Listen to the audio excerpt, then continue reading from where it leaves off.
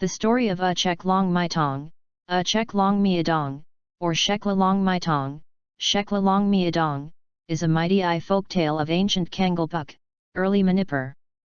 1-2 It is the story of a girl named Hayanu, alias Nongdam Atumbai, who turned herself into a Langmeitong, mighty four-hornbill bird, as she was unable to suffer the ill treatments of her cruel stepmother. In mighty language, officially called Manipuri language, Uchek /u.6/ means bird.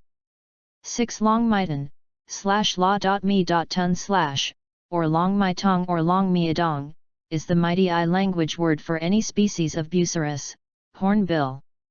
7 Shekla /sik.la/ is another mighty language word for bird. The term Shekla is not commonly used in everyday speech. Hayanu's mother had died when Hayanu was a young girl. Hayanu's father married again. So, Hayanu lived with her father, stepmother, and stepbrother. Stepbrother is absent in some versions of the story. Her father loved her but her stepmother hated her. Hayanu's father moved across the country to earn more money for his family. So, he left Hayanu under the care of his second wife, her stepmother. Just after her father had left her, her stepmother asked her to do all the household works. Hayanu had to collect herbs and had to catch fish daily. She had to sell them in the market. Hayanu served her stepmother faithfully, but in return to her obedience, she was hated and would be beaten up by her cruel stepmother every day. Her stepmother's ill treatment of her increased day by day. In some cases, her stepmother locked Hayanu up inside a room without giving any foods. 9-10 One day, while Hayanu and her friends were washing their hairs with chinchi, traditional mighty shampoo, her stepmother saw some cows grazing in their field. Her stepmother got angry thinking Hayanu got careless of the fields. So, Hayanu was badly beaten up. In another case, once Hayanu's friends invited Hayanu to join a festival that was to be celebrated on the next day. At first, Hayanu was reluctant to join, but later, she agreed. Her stepmother got to know about Hayanu's wish to celebrate the festival.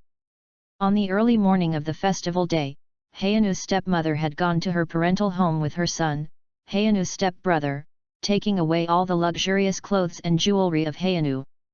When her stepmother and stepbrother had left the house, Hayanu later realized that trick. She had nothing to do but to weep. So, she did not go to the festival. With the increase of her stepmother's cruelty, tears became Hayanu's companions in life. Once in Hayanu's dream, her real mother told her to go to the world of the Langmeitongs, hornbills. In that dream, her mother suggested her to ask a flock of Langmeitongs coming near a lake every day to give her some of their feathers, collect and stitch them to her body, and flew away. Hayanu woke up. She went to the spot and requested the birds for some of their feathers so that she could get a basket full of them. The birds felt pity on her and agreed.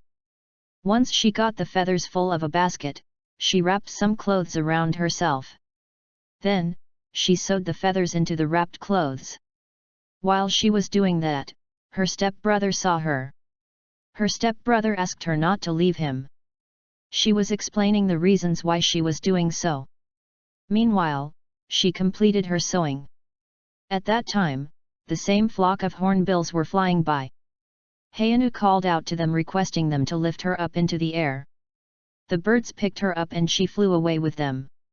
11 Her stepbrother ran to his mother and narrated the whole story. Her stepmother was pleased with the news of Hayanu's departure. Some time passed, Hayanu's father returned home. Seeing Hayanu absent, he asked his wife about his daughter. She did not reply, but their son told him everything that had happened. Hayanu's father became angry and drove the stepmother out of the house.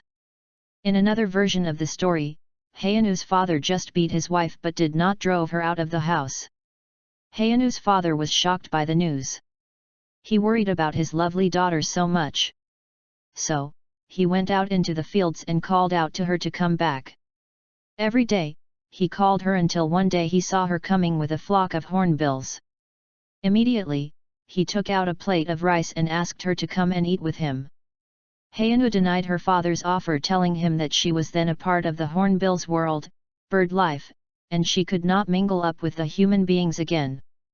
Saying that, she flew away with her flock. In 2010, the folktale of Uchek Langmeitong was produced in the form of a comic book, in Mighty Eye language, Manipuri language, in Latin script.